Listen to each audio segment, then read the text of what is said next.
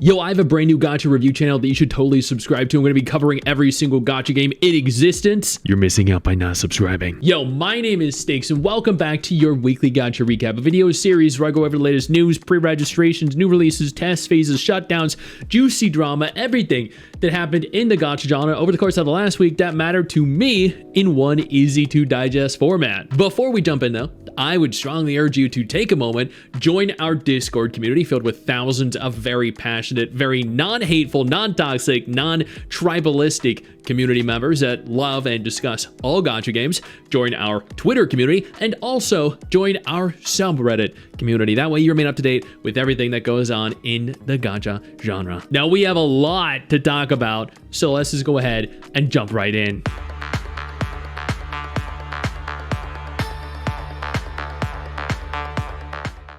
We'll start this off, as always, with the gacha games that are shutting down. Fellow Moon officially shutting down July 23rd, 2026. This is the Japanese version of the game. I did a dedicated video on this just a few days ago. China shut down, so naturally Japan was going to shut down as well. This is incredibly disappointing because this game had so much potential, but the devs here just squandered it. That was it. And we didn't get it globally. Reverse 1999 previewed their Atomic Heart collab with a trailer. They released a video showcasing the 3rd anniversary. They are apparently making an animated series, which is kind of crazy. And honestly, looking at the style, it kind of reminds me a lot of, I don't know if you guys have seen it, but there's an anime called Panty and Stocking. That is what this very much so reminds me of. But an animated, I don't know if it's a series or just a short or what, but that looks really cool. Horizon Walker's new major chapter update is live, and god damn! Oh my god! Okay, yeah. All right, I don't know why I ever quit that game. Neverness to Everness just held their live stream preview, and god damn, that was a very good stream, genuinely. I have not seen many 1.0 live streams or pre-release live streams that were that well done, but this actually defied my expectations. It really genuinely did. They are giving us a lot of free polls. They actually documented all the different ways with which they're giving us free polls, all the different avenues here with which to accumulate all the premium currency. And I appreciate that. Very few, if any, gacha games I've ever seen have done that. So that makes it easy. There are supposedly over 400, I think like 400, 450 or 470 total free polls, which is really freaking good at release. Admittedly, there are a bunch of people on social media that are very upset with this. NTE under attack after people find out you can invite women to your home, but not men, meaning it's entirely catered to male and female, or female and female. People are hating on the Yuri aspect. So how I see this is, sure, you can invite males to your home. Okay, fine. But, and while I would be fine if you could, I think that just opens the game up to more people overall. At the end of the day, they're gonna do whatever they want.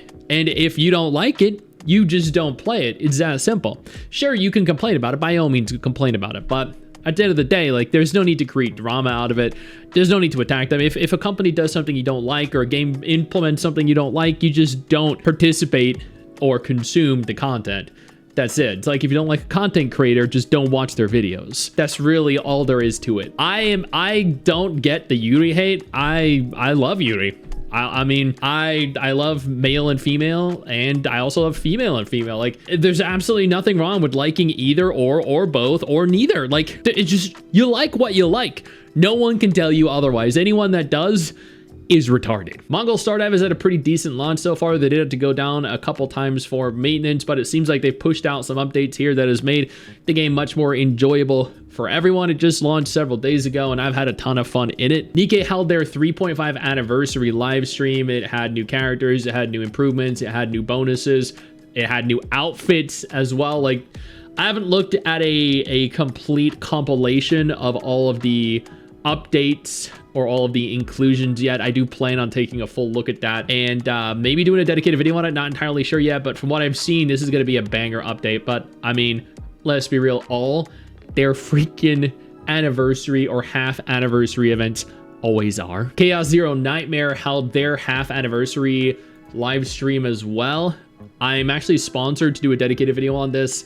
They previewed a new character. I'm going to take a look at all of this in a dedicated video over the course of the next couple days, so be on the lookout for that. But so far, from what I've seen, I've heard very good things about it. Yo, I don't mean to interrupt the video, but I need to take a moment here to thank all my incredible patrons over on Patreon whose support continues to allow for me to do regular videos like this every single day on this channel. Thank y'all so much, including our YouTube channel members. You guys mean the world to me. So do you guys as viewers as well. Now, without further ado, let's continue. Morimens held their version 2.5 PV. They also issued a dev letter. I think they had some issues. They sent out compensation for the issues they had. This is a very long read, and I think I'm going to need to go ahead and go over it in much deeper, much greater detail, because this is a lot to condense. But overall, they are working very hard on the game. I did a dedicated video on it just, I think I posted it just, 3 hours ago. And I've done nothing but enjoy the game. I've loved every minute of it. And I urge you to go ahead and check the video out if you haven't already, and give Morimens a try. They definitely deserve a little bit of your time, and you probably won't regret it if you like turn-based games. Stella Sora is holding their half anniversary. I was supposed to cover this last week, but for whatever reason, it slipped my mind. And as of the 16th, they previewed a new character, or at least I'm assuming that's a new character.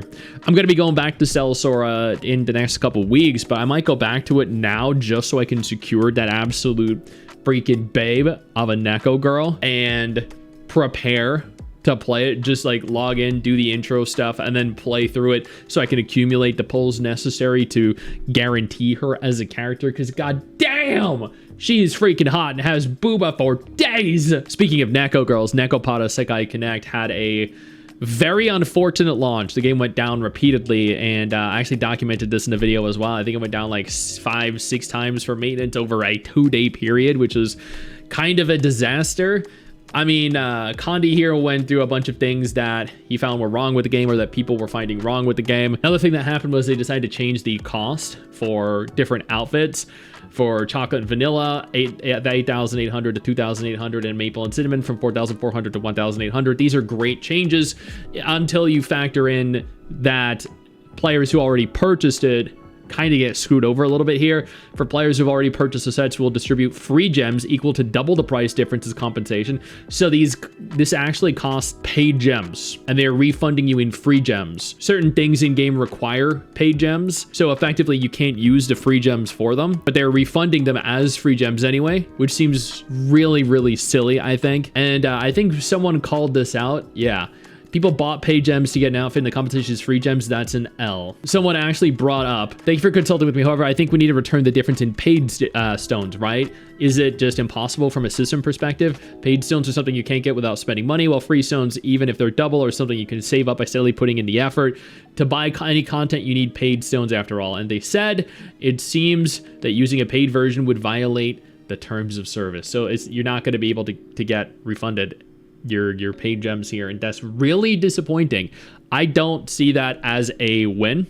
It says biggest W in a gacha game that almost never happens. I think a big win seeing the price change, yes, but it's a big fail seeing the paid gems returned to you as free gems. Last Origin is officially coming global. About time. They apparently posted a global release announcement, but it is very late. It is several years too late. I mean, let's be real, we're still going to play it. Arknights Endfield rolled out version 1.2. I've heard incredible things about 1.2. I really enjoyed 1.1. I can't wait to play 1.2. I'm going to be streaming it over the course of the next few days. And then I got the segue for WuWa. I got WuWa 3.3 upcoming. Speaking of WuWa 3.3, the official trailer for the game looked phenomenal. I can't wait to see Denia and Hyugi in game. I can't wait to see everything. I mean, wait, no, I don't want to spoil anything for anyone that hasn't seen the trailer yet, but we got some good stuff coming. Additionally, I do want to point out here that they did showcase the anniversary rewards. There were some people that were upset with it. There were some people that weren't upset with it. They didn't care. I guess we'll see what kind of effect this has on the game. If it has any effect, or if it's gonna, what happened last anniversary is gonna happen again, which is just that some people complained, and then the anniversary came, they played it, The next version came out. The next version was so good, nobody really cared anymore. And then we just continued on ad nauseum. So that's what I foresee happening again here, but I guess we'll find out. Additionally, Wuthering Waves hit 5 million followers over on Bilibili, which is a wild achievement. And honestly, once again, a show of just how popular this game really is. Dragon Quest Smash and Grow is officially launching on April 21st. It's just a few days from today, which, I mean, I don't think it's my kind of game, but I'd love to stream it either way just to see how good or bad it ultimately ends up being. Dragon Sword Awakening has officially opened their Steam page. The game is launching in July 2026, which is fantastic. This was a gacha game, but it's no longer going to be a gacha game. And finally, Star Savior rolled out their newest character, Len. I haven't pulled for her yet. I do plan on pulling for her. She's an absolute freaking babe, and I love her to death. I love all the characters in this game. Like, every time I see a new character introduced, I'm like, yo, how? Like, why are they so freaking pretty? It's unreal. Like, look at her. How do you not want to pull for that? Seriously. And that is everything that happened in the gacha genre over the course of last week that mattered to Papa Stix. You're all up to date now. You're welcome. I know you think that you just hit the end of the video, and technically, yeah, you have. And I know your first reaction is to close out of it at this juncture, but don't. No, instead, I urge you to take a moment here and click one of the videos on screen that are coming up in just a moment so you remain up to date with everything going on in the gacha genre. Trust me, you're not going to regret doing so. Stay flaccid.